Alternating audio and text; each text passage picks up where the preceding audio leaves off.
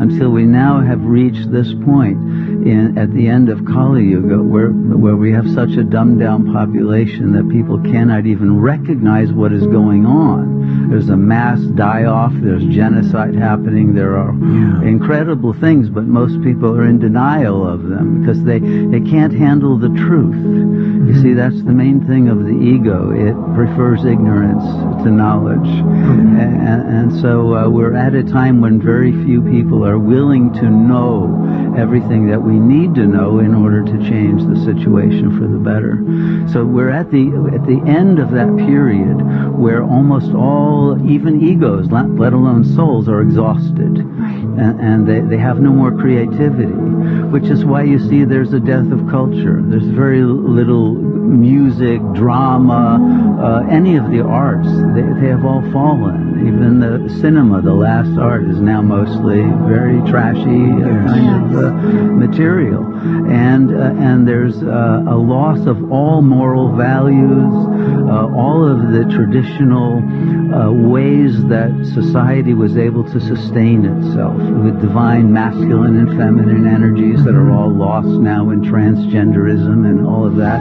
And so people are so confused, and they have no more values, and they feel so cynical and so depressed and so nihilistic that they are actually captured by what we call the lower death drive, which is a drive in the ego that wants to die.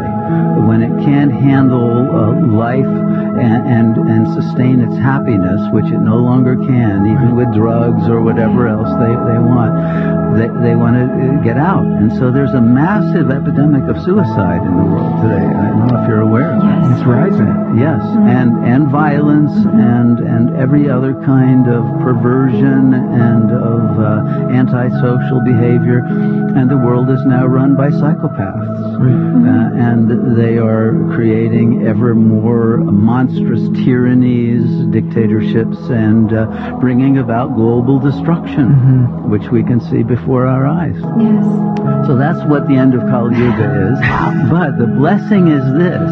At the end, because it is so terrible, people are beginning to awaken, which they wouldn't otherwise. They would just go into their, virtual realities and become happy slaves, of the system. But they're not even able to do that. So there is a massive awakening. That divine intelligence that is responsible for all of this is also more and more visible, more perceptible by those who turn to God or Brahman or the Buddha mind, however you want to refer to that ultimate reality. It's more accessible now. So this is a moment when we are going to see wonders of a very miraculous and beautiful kind, along with the worst horrors. And it's a paradox. Well, there, in that clip, the man you heard speaking spoke a lot of wisdom, and very wise in what he was talking about. When he starts off, he talks about people living with their ego, because their ego keeps them, in my words now, it keeps them in their comfort zone. And as he was saying, when it comes to ego prefers ignorance over knowledge. Knowledge will take you out of your comfort zone. And as you saw in that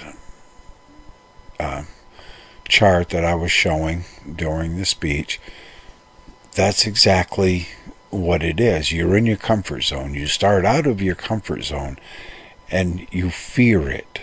So many people today, to continue to feed their ego, they thrive on the ignorance of people and, sadly, of themselves. So they go right back into their comfort zone. Because what has happened is they don't want to face reality for what reality really is. They want to make excuses. Well, this is a lie, that's a lie, we're living in this matrix, and they deny what reality truly is.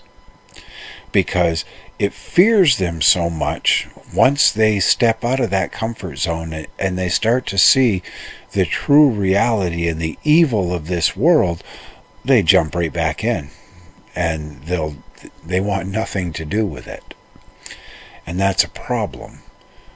And because they have created their own reality, look at what it's caused within our society worldwide.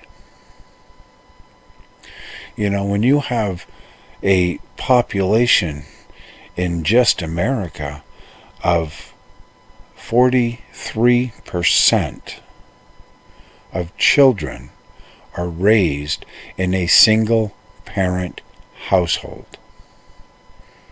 They're either with their mother or they're with their father. Because society has destroyed it. It's destroyed it with drugs and alcohol and a lifestyle that serves nobody except for Satan. You know, when you're going out to your Saturday night orgy, who are you serving? You're serving yourself. You're serving your pleasure over your own soul. And this is what he mentioned in there. Look at what it has caused with this community that is being forced and pushed upon everybody. It's destroyed the family unit. So once you've destroyed the family unit, there's no structure left. And he also goes on to, what else is this ego-driven mentality that is being pushed online? Everybody wants thousands of views and thousands of subs and thousands of fans, and that makes them feel like they have a purpose. Even though it's fake and it's fabricated, that's what it does, is it creates this false reality and this fake reality that keeps them in their comfort zone. So as he goes on talking in further things, you see, what else has it done to society? As he mentioned, the arts, music, movies, TV shows, anything, there's no creativity left, because the soul can't create anymore, because it's all gone. The creativity within a person is gone. There's no structure, there's no morals. The moral decay amongst society today is just unbelievable. But that's what it was all for. It was all for just that, to destroy human society. So when he also mentions at the end, what does he mention? He's mentioned the paradox of people. It makes however you see the ultimate creator, as he said, Buddhist or Hindu or God, as in Christianity, it makes seeking and finding God that much easier. Because once you start to face the true reality of what is in society and stop creating your own reality to stay within your comfort zone and to feed your egotistical behavior, then it makes finding God that much easier. But at the same time, you must be prepared, because you will see wondrous things happening, but you will also see worsening, horrendous happenings within our society. And we're seeing that today. We're seeing just mass hatred for people. Look at what they've divided people by skin color. So now we have one particular skin color out there that hates anybody that is not that skin color. And it's nothing to them to go right up and beat 70-year-old man to death, beat a 12-year-old girl on a school bus. And there's no help for those victims of these violent crimes, because our society, being pushed by the evil within our government, has demanded it to be that way. And it's such a shame. But how did it get this bad when it came to God? Why did people turn so much? And why is Christianity being destroyed? Because of a lot of the traits and stuff that he mentioned in that clip. Well, what has man done to religion?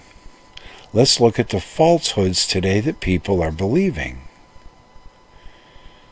People are believing that, well, let's go all the way back to Genesis, to the time of Adam and Eve.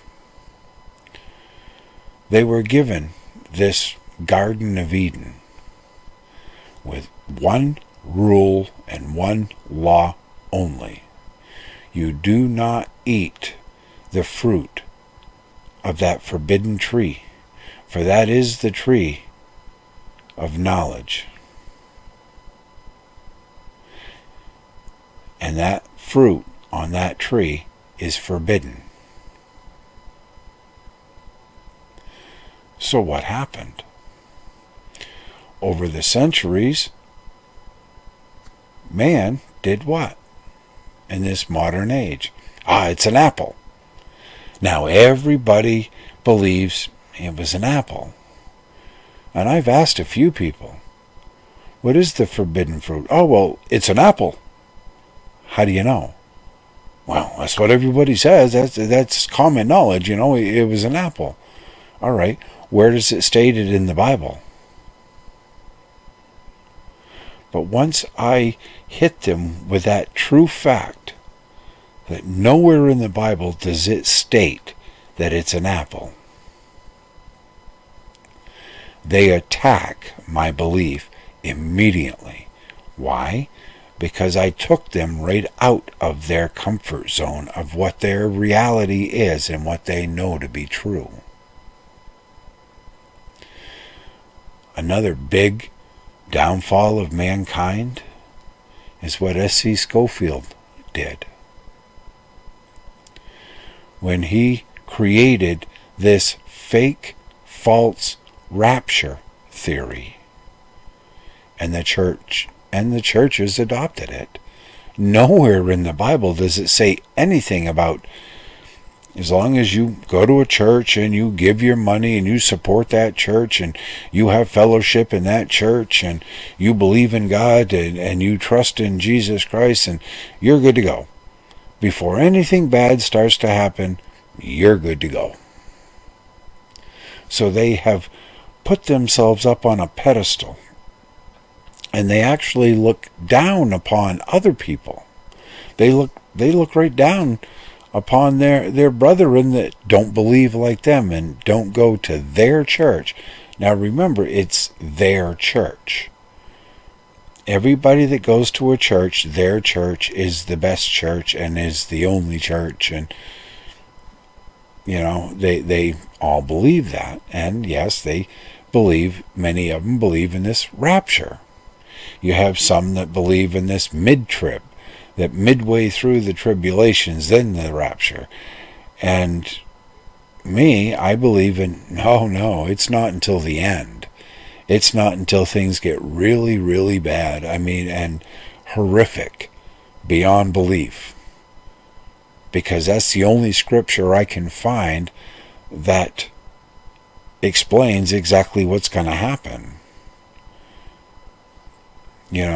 The dead in Christ shall rise first, and then those of us that still remain shall be caught up with him and join with Christ as he returns. And when he returns, it's over with.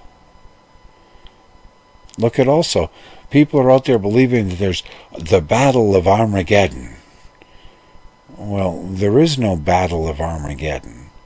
The only thing the Bible explains is that it's the gathering of armies, of Satan's armies against God. And they shall gather in a land in the Greek language known as Armageddon. Armageddon. But man again has created this Battle of Armageddon, the apocalypse. They've created all this stuff, and people run with it. See, my wife and I have talked about this in length, and one good point that she made that I never thought of until she had mentioned it was when the tribulations hit, as all the Gospels and the New Testament teaches, even Mark says, after much tribulation would the waters be turned to blood, and the moon will be darkened, and all of this stuff happens. The wrath of God hits, but it's only after much tribulation. And we're starting to see that today. We're starting to see the persecution of Christians the world over.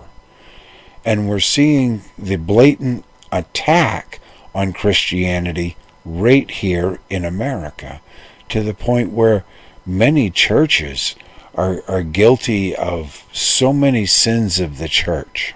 So many sins of the church. That why would God save anything when we were told to be prepared in these last days for this stuff to happen, and that the world would get this bad? And now look, what are they pushing now? You have the Prime Minister of Canada pushing, blackmailing the premiers of all the provinces. You either push this digital ID that everybody must have, or we're going to shut off your health care funding. Why do you think they wanted health care, socialist health care here in America? And keep it and destroy the privatized, even though a lot of it now is just a socialist health care in the hands of private entities making billions of dollars, often the taxpayers, to give health care that, in my opinion, is nothing more than that of a third world country. What is this new digital ID that you can't buy, sell, you can't survive, you can't live in society unless you have a digital ID? Oh yeah. What's that mention? What's that part in the book of Revelation? That's right. The mark of the beast. States it right out. We said this 3 years ago. Be ready, folks. This is the precursor to the mark of the beast. And many online preachers and many online biblical teachers stuff, they all said we were crazy. And here it is. Multiple countries around the world are pushing digital ID. Now you see Australia pushing digital ID.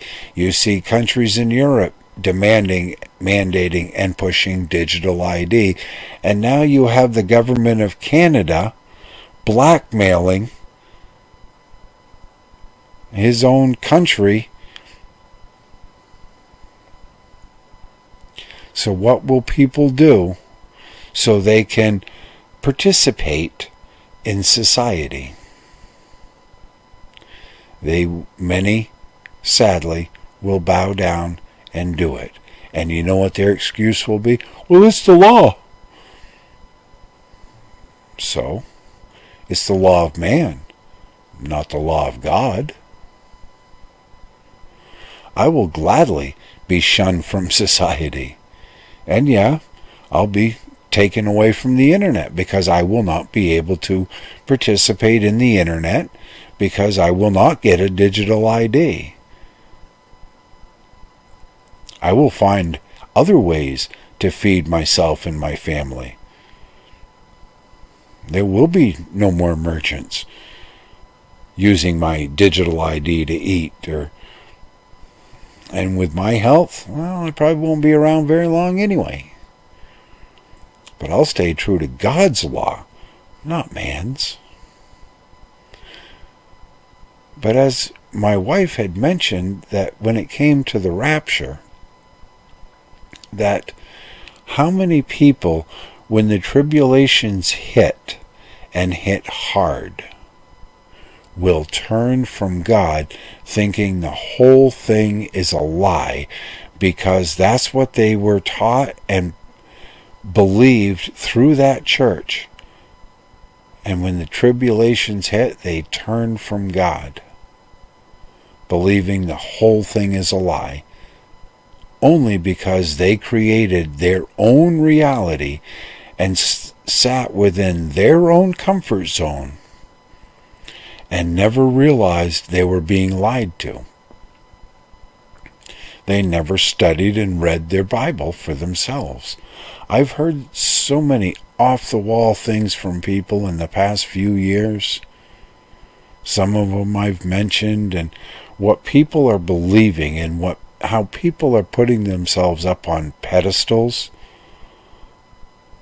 They will perish with what is coming, and we can see, many of us can see the writing on the wall, because what is coming, many will perish for nothing more than their own ignorance that fed their own egos. They turned from reality, they turned from knowledge, and they turned from wisdom. Because the second you come out of your comfort zone is fear. And if you don't get through that fear and move all the way up to new growth and new beginnings and new skills and new ways of doing things and put away the excuses, then you will perish. That is the truth. The cold, hard facts. So I hope this helps in your understanding of what is to come. Because like I've always said,